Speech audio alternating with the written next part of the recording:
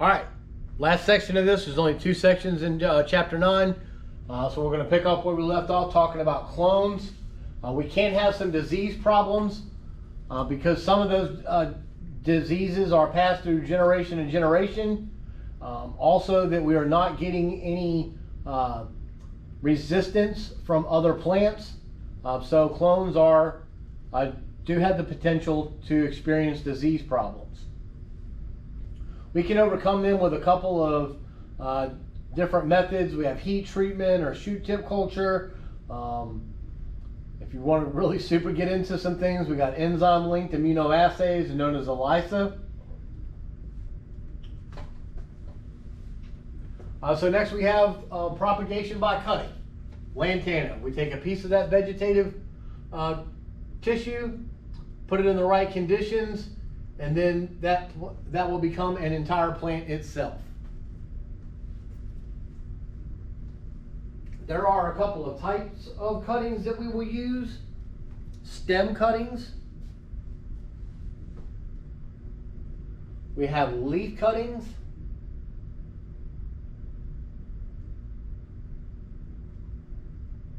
Leaf bud. Root. So from left to right we have a stem cutting, a leaf cutting, leaf bud cutting, and then a root cutting.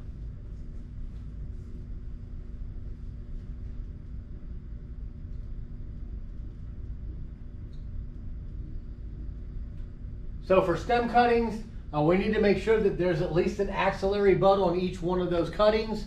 I mean, as long as there's an axillary bud, you can take that stem and get multiple plants from that as long as that axillary bud is there.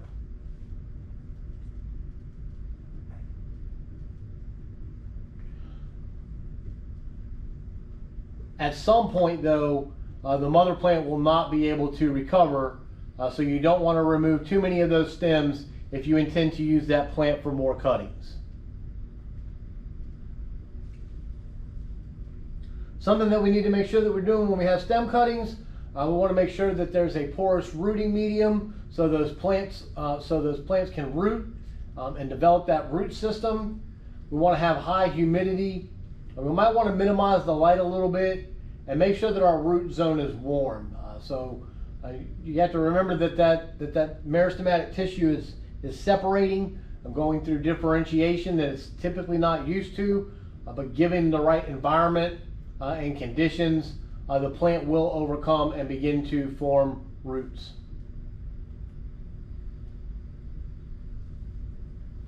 And then little by little we will want to alter those environmental conditions so that we can eventually get our plants transplanted and moved outside into the environment that we want them to grow into. We have leaf and leaf bud cuttings. You can see that we're starting to form some of these new plantlets at the bases of the leaves.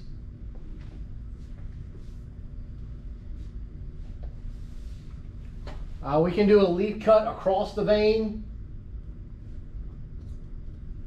Those plantlets will form on leaf edges.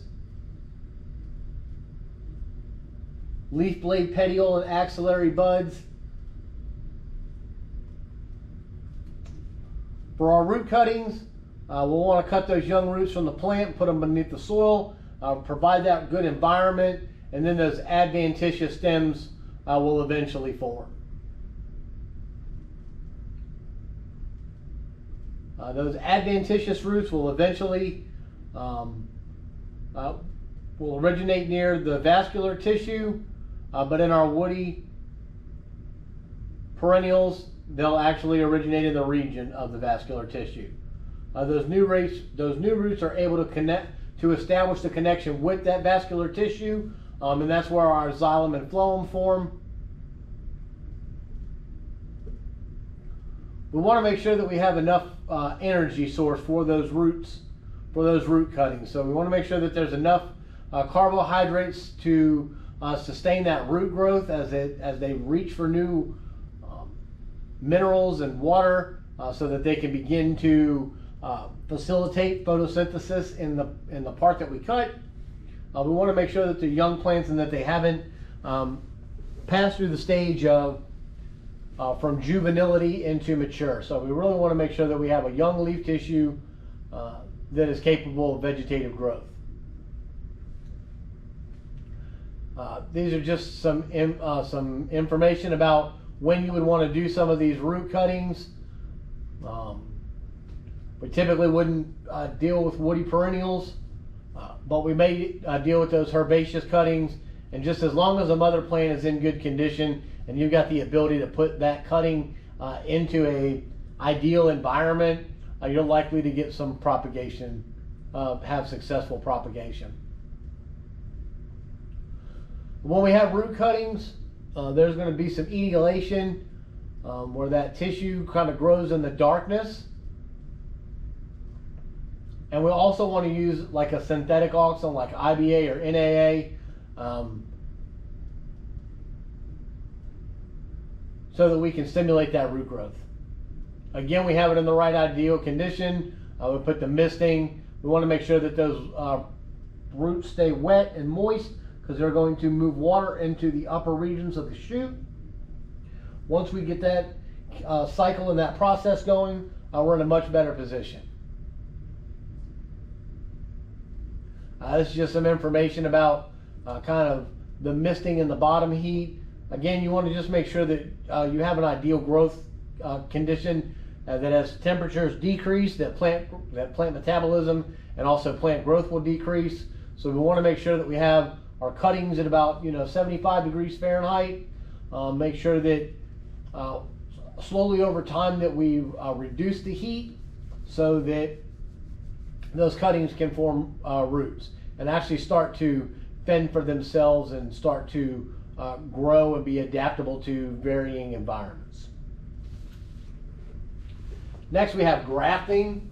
And so there's a couple of terms to know in grafting. Primarily that the scion is going to be the part that we grafted, the part that is grafted. The rootstock is the So scion is the top, rootstock is going to be the bottom. We'll have a graft union. Here we have an axillary bud and a terminal bud. So this plant, if they're compatible, this plant will eventually grow out. There we are, the scion and the rootstock. We want to make sure that that scion and that rootstock are real close together. You might see this done with grafting wax or maybe some wax paper, something that is going to ensure a tight seal between the scion and the rootstock. Some of the reasons we may want to do this is because those clones are hard to root. So we'll go ahead and take that cutting and we'll put it onto a rootstock that is compatible so that we can grow that plant out. We have disease resistance, sometimes even cold tolerance. So I've mentioned before that my uncle grows satsumas down in South Mississippi. And what he does is he grafts these satsuma branches and buds and scions onto a trifoliate rootstock that has exceptional cold tolerance. And so because that rootstock has the cold tolerance, it imparts that to the scion. Some different grafting types are going to be whip or what we call tongue. We'll have cleft grafting, T-bud. So for our whip grafting, we want to make sure that it's a small diameter. We don't want to make a big cut, but we do want to make sure that we have that material in a in moist material, about 70 degrees for a couple of weeks. We typically use this in small plant material. Here you can see that we have, this is our rootstock, here is our scion. We have sliced that and then connected those two pieces together and we now have this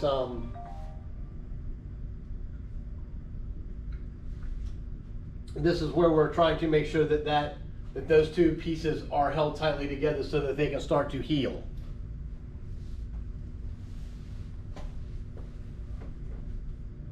For cleft grafting, we'll insert that scion into the stubs of the larger limbs. You can see that we have cut this and then started to spread this open so that we can insert our scions. So this is kind of at a taper so that it will fit in there. We spread that apart, and when we tighten that back together, these materials will line up and start to grow out of that rootstock. Our T-bud grafting, basically you can see here that what they've done is they cut a T. So here and here, that allows that plant to, the scion to be grafted into the wood stock. And what they'll do is they will either wrap this in wax to make sure that there's very little air getting into this. Here you might be able to see that there's some wax paper around that as they try to grow that out.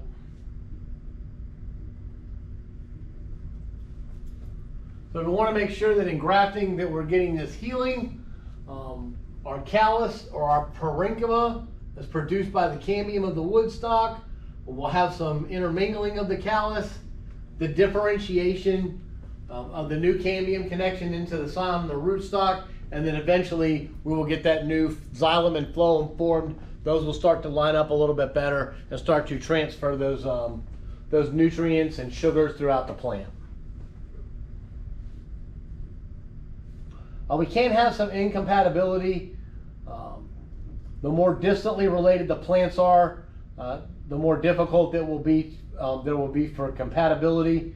I mean, you know, even not everything's perfect. Not all grafts are going to take. And then we just have some things to consider. We still have that resistance to soil-borne diseases for our herbaceous plants, and we'll typically use a whip or a cleft. So here's another look at some different types of cutting propagation. Here we have simple, tip, mound, and air. This is right here. So the simple plants, we're going to bend those shoots over and place into a hole, and the tip curve will rise out of the hole and start to grow new shoots and roots. From that, we've just basically altered the environment and kind of forced that plant to make new roots in order to continue living. There's tip, where we bend the tip into the ground and new roots will emerge, and then finally tips and new roots are then cut off and then planted. We have mound. Basically, we're going to cover these. We're going to cover this plant with soil, and the axillary buds will emerge from adventitious roots. And once we have those, we can then separate them and cut them into, separate those and plant them as separate plants. And then in air, our stems are going to remain above the ground. We'll have to make sure we apply some auxins. We'll cover that with some plastic or foil, and then the roots will develop in the wrap. Once that happens, we can then plant them in different situations. So here at the top, we have tip layering. Just another example. We have simple layering, where we just pull one of those plant roots off. It is then it's formed roots here. We'll cut this and then plant that as a new plant, separate from the mother plant. Mounding, we have this plant that we cut low to the ground. We place some soil over it. Those adventitious roots will come out. Each one will be start to form roots because it's in that environment where we have soil. That soil tells the plant, hey, you need some roots here in order to get some water out of this. And then we will just plant those out later. Some other propagation can be runners or suckers. Typically we'll cut those suckers off because they're stealing nutrients from our main plant, but that is one way that we could improve our plant populations. You know, remember previously we talked about that stolons are actually above the ground and on the ground, so they are like runners. Peanuts are runners. Strawberries as well. We have suckers that arise from horizontal roots. We can cut those suckers off. That sounds funny. We can cut those suckers off and then plant them for to increase plant populations. And then finally, crowns. So we can split this crown, and now we have two plants basically from one.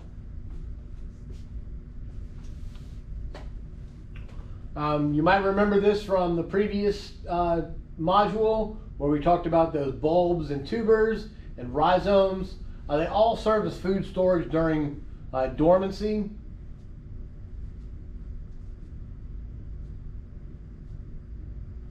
So bulbs and corms, you can split those. When you separate them, you can now have two new plants.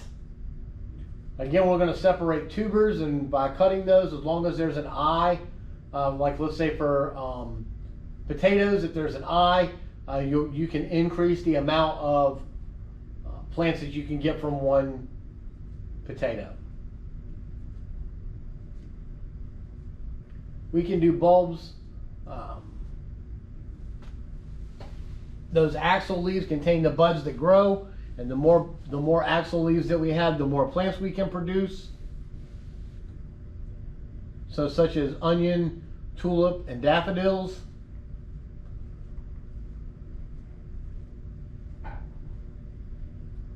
For corms, we have gladiolus and crocus. Tubers, as I mentioned, as long as you have those nodes of the eye, such as in potato, as long as each section contains an eye, you'll get new adventitious roots that form the base of that. Here's a picture of that. If you leave your potatoes for too long and they haven't gone, rotted, you'll start to see those that growth coming out of those eyes. And then rhizomes.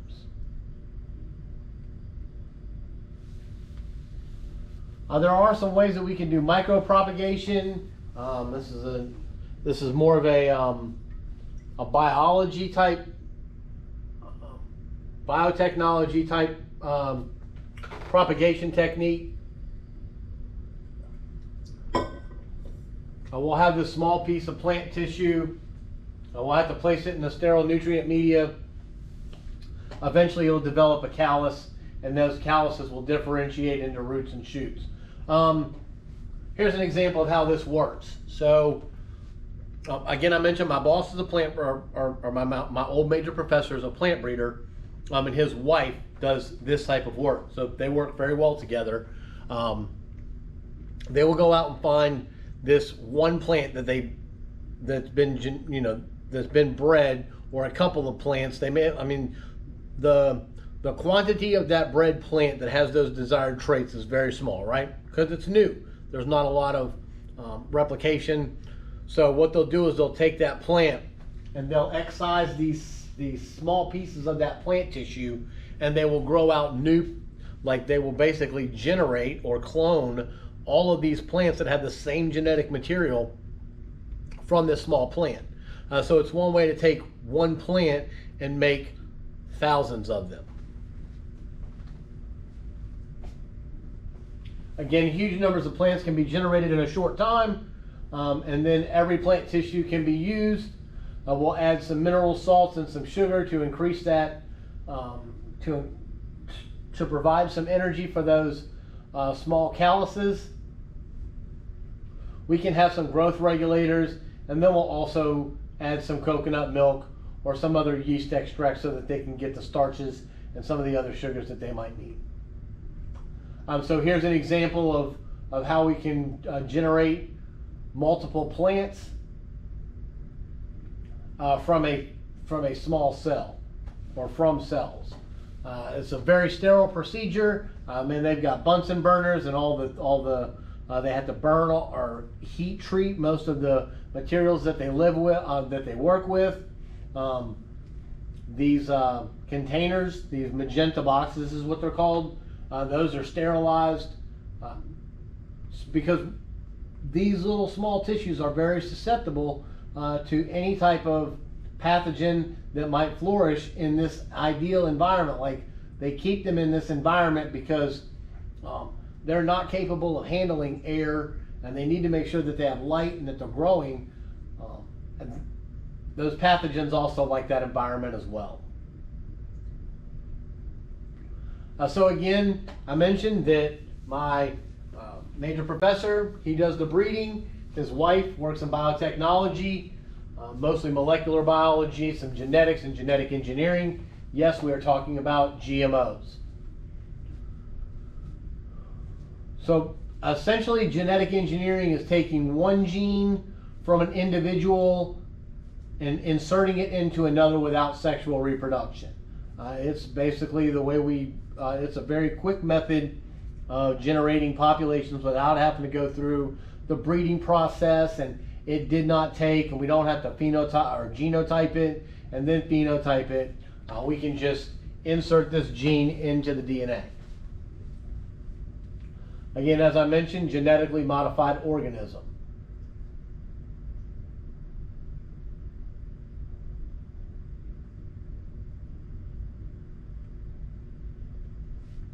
We can do this with the, because we know the genetic code, we can start to insert, we can identify that gene of interest. As long as we know the genome of that plant, we can specifically go in, extract that gene, and then insert it into the chromosomes of the host organism. If we need more of those genes, we'll do a PCR, which is basically a replication of all of those genes, or that DNA and RNA. We'll have that gene insertion into a plasmid. I think what I'm going to do is have a video of this. YouTube will probably do a much better job than I will of explaining exactly how this works, but it's a really cool process. Basically, they use this Agrobacterium tumefaciens. They grow this plasmid, and then they insert that into the DNA with a gene gun. And as you can tell, these slides do not show a picture of a gene gun. So even though they have done this and they've got the right genes and they know where to plant it, it doesn't necessarily mean that that the Agrobacterium actually inserted the gene into the DNA. So the way that they can tell that, I mean, because we're talking microscopic levels, the way they can do that is put a marker, and some of those are going to be like antibiotic resistance, and so they'll do this gene gun. They'll shoot the Agrobacterium into the plant, and then they'll expose it to a certain bacteria, and if the plant dies, then it did not take. There's ways you can do fluorescence, and in that you can assume that the desired gene is present. Again, I'm going to end up posting a video about this. I actually took this class. It was a really cool thought process to think about how they do that. But essentially, this flower has the gene we need that has this disease resistance. We excise or take this little portion of the DNA out, and we insert it with a marker into the plant that we like. Our marker is going to let us know that this has been successfully implemented. Here is our Agrobacterium with our gene that we have now placed in that. The bacterium enters into the nucleus, transcribes and transmits that new DNA into the nucleus. Here we have the plant cell with the DNA and the original DNA, so the new and the old DNA. The cells are then transformed plants and grown onto media that contain an antibiotic, because we want to make sure that these plants don't die. We spent a lot of money making sure that we have now implemented this new gene. Only cells that contain the new DNA survive to develop, actually survive. So this is the testing part. They had this antibiotic. Anything that doesn't die has the gene and then can be finally grown out. We can have stacked genes and promoters.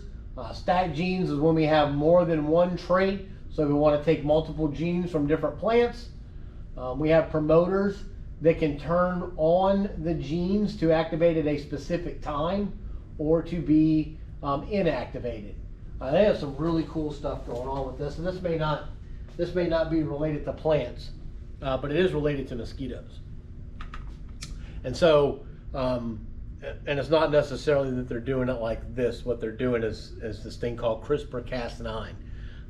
I'll try and post a video about that too, because that's some super cool stuff.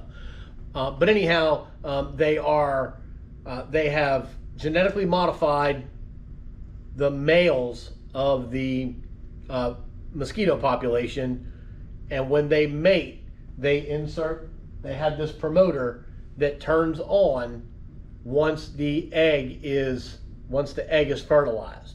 Once the egg is fertilized, the gene turns on, and that egg does not reach, the females do not reproduce, and thereby they're knocking out the mosquito population.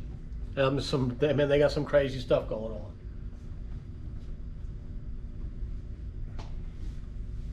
Of course, with anything that we do, there's always going to be some things we need to watch out for. That genetic expression, remember that we have this environmental component to our plants that are going to influence how those genes are expressed. Also, and we're all hearing about this resistance to GMOs. People are just not knowledgeable about what we're doing, why we're doing it, and just how safe we are trying to make it.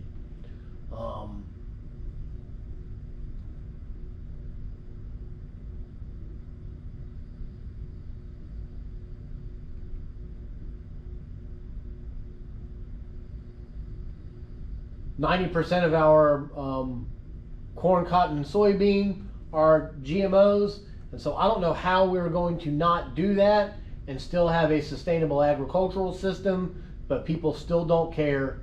They are more focused on some negative connotation of a GMO that they saw from some movie or some YouTube video.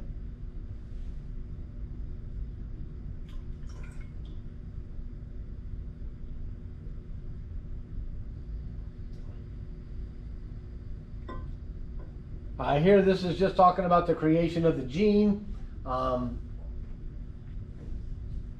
create a new function or a protein. They're just afraid that it might mutate. We're just not capable of doing that. Amino acid sequencing, protein complexity, there's so many different things that go in there that we're just not capable of doing that yet. I think down the road we might be able to do that, but we're still unknowledgeable about about this right here, this protein complexity. There's just too much going on. They play too many roles, and just currently right now we're not able to do those things. All right. So that ends section 9.2.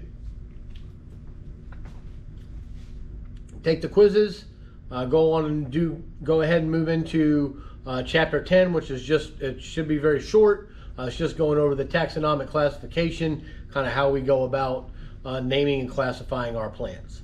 All right.